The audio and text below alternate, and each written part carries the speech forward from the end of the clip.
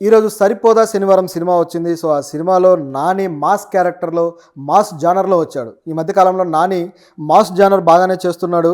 గత సినిమా అయితే అంటే ఒక క్లాస్ సినిమా తీశాడు గానీ అది వర్కౌట్ అవ్వలేదు. అంతకుముందు సినిమా 'దసరా' మాత్రం మాస్ జానర్‌లో తీసి బ్లాక్ బస్టర్ అయితే కొట్టాడు.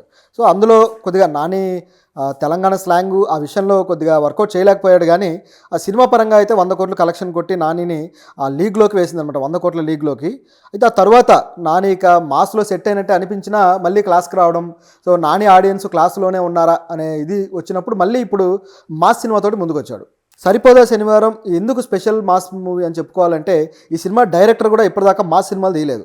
వివేక్ ఆత్రేయ. తను తీసినవన్నీ కూడా ఒక ఫీల్ గుడ్, ఒక రొమాంటిక్ సినిమాలు, అలాగే ఒక చిన్నపాటి ఏదైనా థ్రిల్ పెట్టుకొని నడిపించే సినిమాలు మాత్రమే. అయితే కంటెంట్ విషయంలో వివేక్ ఆత్రేయ చాలా బాగా వెళ్తాడు. తన 'బ్రోచవారెవర్రా' కావచ్చు, అలాగే ఆ ముందు సినిమా కావచ్చు, ఇవన్నీ కూడా కంటెంట్ విషయంలో ఒక మామూలు అంటే మన నిజ జీవితంలో ఉండే కాన్ఫ్లిక్ట్స్ తీసుకొని దానికి ఒక స్పెషల్ ట్రీట్మెంట్ ఇచ్చి చూపించడంలో అతను మంచి సిద్ధహస్తుడు. ఇప్పుడు మాత్రం ఒక మాస్ సినిమా, ఒక టెంప్లెట్ మాస్ సినిమాలోకి తీయాలని ఎందుకు డిసైడ్ అయ్యాడో కానీ అది కొంతవరకు నానికి ప్లస్ అయింది కానీ వివేక్ ఆత్రేయకి ఎంత ప్లస్ అవుతుందని చెప్పలేం. ఎందుకంటే డైరెక్టర్గా అతను బాగానే తీశాడు ఈ సినిమా. కాకపోతే కొన్ని డ్రాబ్యాక్స్ అయితే ఉన్నాయి. ఎందుకంటే టెంప్లెట్ మాస్ సినిమాలో ఎప్పుడూ ఆ డ్రాబ్యాక్స్ ఉంటాయి. కాకపోతే వాటిని లాక్కొచ్చేది ఒక మంచి స్టార్ హీరోలు ఉన్నప్పుడు మాత్రమే లాగుతారు. నాని స్టార్ కాదా అంటే స్టారే. కాకపోతే మాస్ ఇమేజ్, అలాగే మాస్ ఆడియన్స్ను ఉర్రుతొలగించే ఇమేజ్ కాదు నానిది. సో, ఆయనకి ఎక్కువగా మాస్ బాగా చేస్తాడు. నిజానికి ఫైట్లు బాగా చేస్తాడు. అలాగే కొద్దిగా రజనీకాంత్ ఇమిటేషన్ తోటి ఇందులో కూడా ఆ మాస్ యాక్షన్ సీన్లు కూడా చేశాడు. అవి కూడా బాగా కుదిరాయి, ఆ స్టైలిష్గా అదంతా కూడా. కాకపోతే ఆయనకు ఉండే ఆ రీచ్ అనేది కొంతవరకు ఉంటుంది. సో, అది కొద్దిగా డ్రాబ్యాక్ అని చెప్పొచ్చు. ఎందుకంటే కొన్ని సీన్లలో ఎప్పుడైతే మ్యాటర్ డల్ అవుతుందో అప్పుడు హీరో దాన్ని మోయాల్సి ఉంటుందన్నమాట. సో, అలాంటి సందర్భాల్లో మాస్ స్టార్ల ఇమేజ్ హెల్ప్ అవుతుంటుంది. సో, ఈ సినిమాలో వచ్చేసి ఫస్ట్ హాఫ్ బ్రహ్మాండంగా తీసుకెళ్లాడు. సెకండ్ హాఫ్ విషయంలో మాత్రం ఈ కంప్లైంట్ అయితే వస్తుంది. ఫస్ట్ హాఫ్లో అయితే స్టోరీ మొదటి 10 నిమిషాల్లోనే ఆ చైల్డ్ ఎపిసోడ్, మదర్ అతనికి బాగా ముక్కోపిగా ఉన్నాడని చెప్పేసి వాడి మీద ఒక ప్రామిస్ అయితే తీసుకోవడం, శనివారం రోజు మాత్రమే నువ్వు ఏదైనా నీ కోపాన్ని చూపించాలి, మధ్యలో చూపించొద్దని చెప్పడం. తర్వాత ఇక నాని పెద్ద అయిన తర్వాత అక్కడ నుంచి కథ స్టార్ట్ అయిపోద్ది. సో, సోకులపాలెం అనే ఊరు, సో ఈ కథ బ్యాక్డ్రాప్ మొత్తం కూడా సోకులపాలెం అనే ఊరిలో జరుగుతూ ఉంటుంది. ఇందులో నాని ఇట్లాగే వారమంతా కూడా చిత్రగుప్తుల్లాగా ఉండి ఫైనల్గా శనివారం రోజు మాత్రం యముడిలాగా మారటం అనమాట. సో, ఇందులో తనకు ఎవరి మీద కోపం ఉంది ఏంటి అని ఒక బుక్ లాంటిది పెట్టుకొని అతను అలాంటి వాళ్ళందరినీ లిస్ట్ అవుట్ చేసుకొని తర్వాత వాళ్ళతో కొట్టడము, ఫైటింగ్ ఈ తరహాలో వెళ్తూ ఉంటుంది. సో, మాస్ సినిమాకి కావాల్సిన టెంప్లెట్ ఏంటంటే ఇది కరెక్ట్గా సెట్ అయిపోయింది. అతనికి కోపం రావడం, కోపం తీర్చుకోవడానికి ఒక యాక్టివిటీ పెట్టుకొని చేయడం. సో, ఈ తరహాలో చేసుకుంటూ వెళ్ళాడు. ఇది బాగానే వర్కౌట్ అయింది. ఫస్ట్ హాఫ్లో చకచకా వెళ్ళిపోయింది. ఇక హీరోయిన్ క్యారెక్టర్తో అతను ఆ లవ్ ట్రాక్ చాలా క్యాజువల్గానే ఉంది. కొద్దిగా ఆవిడ క్యారెక్టర్ కూడా పోలీస్ క్యారెక్టర్ చేసినా సరే కాసేపు ఎస్జే సూర్య దగ్గర, కాసేపు నాని దగ్గర ఈ విధంగా క్యారెక్టర్ క్యాజువల్గా వెళ్ళిపోయింది కానీ పెద్ద ఇంపాక్ట్ అయితే చూపించలేదు హీరోయిన్ ప్రియాంక అరుల్ మోహన్. నిజానికి ఆవిడ డాక్టర్ సినిమాలో బాగానే చేసింది. అక్కడ కొద్దిగా కామిక్ టైమింగ్ తోటి ఆ ఎక్స్ప్రెషన్ అవన్నీ బాగా ఇచ్చింది. కానీ ఇక్కడ మాత్రం క్యారెక్టర్ డెప్త్ లేకపోవడం వల్ల, లేకపోతే ఆవిడ పొటెన్షియల్కి తగ్గట్టు అది రాకపోవడం వల్ల కొద్దిగా క్యాజువల్గా మారిపోయింది ఆ క్యారెక్టర్. అలాగే సాయి కుమార్ గారి క్యారెక్టర్, నిజానికి ఈ తరహా క్యారెక్టర్లకు సాయి కుమార్ గారు అవసరం లేదు. ఎందుకంటే ఏదో ఒక మామూలు మిడిల్ క్లాస్ ఫాదర్ లాగా ఉండి ఇలాంటి ఎలివేషన్లు, కొడుకు ఎలివేషన్లు ఇవ్వడాలు, చిన్న చితక డైలాగులు, ఈ మామూలు క్యారెక్టర్ అనమాట ఇది. సాయి కుమార్ గారి పొటెన్షియల్కి ఇది అంత ఇదున్న క్యారెక్టర్ అయితే కాదు. ఆయన నుంచి చాలా రాబట్టుకోవచ్చు. కానీ ఈ క్యారెక్టర్కి ఆయన ఎందుకు సెలెక్ట్ చేసుకున్నారో మరి డైరెక్టర్కే తెలియాలి. అయితే కొన్ని విషయాల్లో డైరెక్టర్ తన సత్తా బాగా చూపించాడు కాబట్టి సినిమా బాగా నడిచిందంటే ఇలాంటివన్నీ కూడా పెద్దగా పట్టించుకోరు. హీరోయిన్కి పాత్ర ఉందా లేదా, కొన్ని బ్లాక్ బస్టర్ సినిమాల్లో కూడా హీరోయిన్కి మంచి క్యారెక్టర్ అయితే ఉండదు. స్లో ఏదో వెళ్ళిపోతుంటుంది. కథ ఎక్కిందా లేదా, లేకపోతే స్క్రీన్ ప్లే కరెక్ట్గా కుదిరిందా లేదా అనేది మాత్రమే ఇక్కడ పాయింట్. దీంతోపాటు ఎస్జే సూర్య క్యారెక్టర్, ఈ సినిమాలో ఉన్న పిల్లర్స్లో 2 పిల్లర్స్ అనుకుంటే అందులో ఎస్జే సూర్య ఒక పిల్లర్. ఎందుకంటే ఎస్జే సూర్య గత కొద్ది కాలంగా ఒక హైపర్ యాక్టింగ్ తోటి అసలు దుమ్ము దుమారం రేపేస్తున్నాడు. అతను నటించిన సినిమాల్లో హీరోలను కూడా బాగా డామినేట్ చేసేస్తున్నాడు.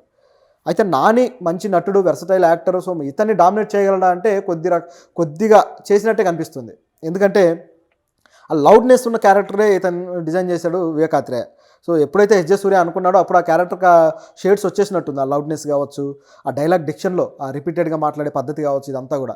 సో, సెకండ్ హాఫ్లో ఆ యాంగిల్ పెట్టాడు. అన్నయ్య అనుకుంటా కొద్దిగా రిపిటేషన్ డైలాగ్ లాగా పెట్టి ఆ క్యారెక్టర్ని ఏదో చేయబోయాడు. కానీ ఫస్ట్ హాఫ్లో కొద్దో గొప్ప వర్కౌట్ అయింది. సెకండ్ హాఫ్లో పెద్దగా వర్కౌట్ అవ్వలేదు. ఎందుకంటే కదలకుండా అక్కడక్కడే తిరుగుతూ ఉంటే వీళ్ళ మధ్య సరిగ్గా సన్నివేశాలు పడక ఆ క్యారెక్టర్ డెప్త్ అనేది పెరగలేదు.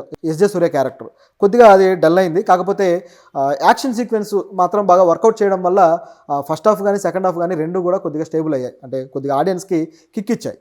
యాక్షన్ సీక్వెన్స్ అంటే ఇప్పుడు నాని చేసేసరికి కొద్దిగా కొత్తగా అనిపించింది అంతే.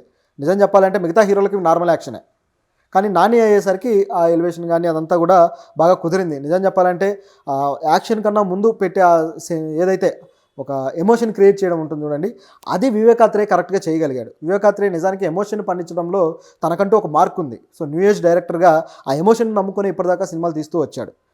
దాన్ని ఇక్కడ చూపించడం అనేది చాలా బాగా కుదిరిందనమాట. అయితే సెకండ్ హాఫ్కి వచ్చేసరికి ఇక ఇంటర్వెల్ బ్యాంక్ వరకు బాగుంది. ఇక సెకండ్ హాఫ్లో కొద్దిగా కథ వాళ్ళిద్దరి మధ్య టిట్ ఫర్ టాట్లు ఈ గేమ్ జరగాలి కదా, ఇక్కడ కొద్దిగా ఇబ్బంది ఎదురైంది. ఒక 10 నిమిషాల పాటు కొంచెం హడావుడి జరుగుతుంది, ఏదో జరగబోతుంది అన్నట్లుగా కొంచెం స్క్రీన్ ప్లేలో అలా తీసుకెళ్ళిపోతాడు, కానీ అక్కడ నుంచి పెద్దగా ముందుకెళ్ళినట్టు కనపడదు. సో దాంతో మధ్యలో ఈ సిస్టర్ సెంటిమెంట్ అని, మురళీ శర్మ ట్రాక్ అని, ఇట్లా కొంచెం డైరెక్టరు ఆ కథలో ఫ్లోలో వెళ్ళలేకపోయాడని చెప్పేసి కనిపిస్తూ ఉంటుంది ఈ ట్రాక్లు వచ్చినప్పుడు. ఆ తర్వాత మళ్ళీ ప్రీ క్లైమాక్స్ టు క్లైమాక్స్ కొద్దిగా పికప్ అయినా ఆ క్లైమాక్స్ మనకు ప్రెడిక్టబుల్గానే అనిపిస్తుంటుంది చూసినప్పుడు, క్యాజువల్గా మనం ఊహించేదే. కాకపోతే అక్కడ కూడా నాని మ్యాజిక్ అనేది కొంతవరకు వర్కౌట్ అయ్యి ఆ సినిమా అయితే నిలబడింది. ఓవరాల్గా నాని ఫ్యాన్స్కి ఇది నచ్చేదే, ఎందుకంటే నానిని క్లాస్గా చూసేవాళ్ళు మాస్గా చూసినప్పుడు ఇంకా ఎక్కువ ఇది ఫీల్ అయ్యే అవకాశం ఉంది. అలాగే మాస్ సినిమాలో మామూలుగానే పెద్ద కథ లేకుండానే కొద్దిగా ఎలివేషన్స్ తోటి నడిపించే సినిమాలు చాలానే ఉంటాయి, కానీ ఈ సినిమాలో మంచి కథ కూడా కుదిరింది, సెంటిమెంట్ కుదిరింది, అమ్మ సెంటిమెంట్. సో నాని యాక్టింగ్ కుదిరింది, ఎస్జే సూర్య క్యారెక్టర్ కొద్ది గొప్ప బాగానే వచ్చింది. ఓవరాల్గా ఆ బ్యాక్గ్రౌండ్ స్కోర్ కూడా అప్పుడప్పుడు మంచి గూస్ బంప్స్ ఇచ్చేంత స్కోర్ అయితే పడింది. ఓవరాల్గా చూసుకున్నప్పుడు అందరూ టెక్నీషియన్స్, ఆ టెక్నికల్ టీం అంతా కూడా చాలా అద్భుతంగా పర్ఫామ్ చేసింది కాబట్టి, సో దీనికి ఆ క్వాలిటీ ప్రొడక్షన్ అయితే కనపడుతుంది ఈ సినిమాకి. కాబట్టి ఈ సినిమా మాస్లో బాగా వెళ్ళడానికైతే అన్ని విధాలుగా ఆ స్కోప్ అయితే ఉంది. సినిమాటోగ్రఫీ కూడా చాలా బాగుంది. నిజానికి ఈ తరహా లైటింగ్ ఎక్కువగా తమిళ సినిమాలో చూస్తూ ఉంటాం, కొద్దిగా డిమ్ షేడ్స్లో కొద్దిగా ఎల్లోయిష్ ఆరెంజ్ ఈ టోన్లో ఎక్కువగా చూస్తూ ఉంటాం. అది ఆ టోన్ని ఇక్కడ వాడడం, అలాగే ఆ సెట్ ప్రాపర్టీస్ కూడా బాగా అలవాటై మనకు ఏదో ఇళ్లలో ఉండే సెట్ ప్రాపర్టీస్ లాగా కొంచెం పాత వస్తువులు పెట్టడము, ఇదంతా కూడా ప్రొడక్షన్ డిజైన్ చాలా బాగా కుదిర్చారనమాట. తమిళ సినిమాలు మలయాళం సినిమాల్లో ఇది వెళ్తూ ఉంటుంది, మన దగ్గర అయితే మాత్రం అంతా మెరిసిపోతున్నట్టు పెడుతుంటారు. కానీ రియల్ లైఫ్కి దగ్గరగా చేసినప్పుడు మాస్ సినిమాలు కూడా ఇంకా ఎక్కువ కనెక్ట్ అయ్యే అవకాశం ఉంది. మనం వచ్చిన రాయన్ సినిమా కూడా full out and out mass సినిమానే, కానీ ఆ ప్రజెంటేషన్ అనేది ఏదో సింపుల్గా, అంటే చుట్టూ ఉన్న వస్తువులు ఆ పద్ధతి కానీ ఇదంతా కూడా ఏదో న్యాచురల్ రియల్ లైఫ్కి దగ్గరగా చూపించడం వల్ల కొద్ది గొప్ప ఆడియన్స్కి నచ్చింది. తెలుగులో పెద్ద వర్కౌట్ అవ్వకపోయినా టెక్నికల్గా ఆ సినిమా కొద్ది గొప్ప బాగుంది.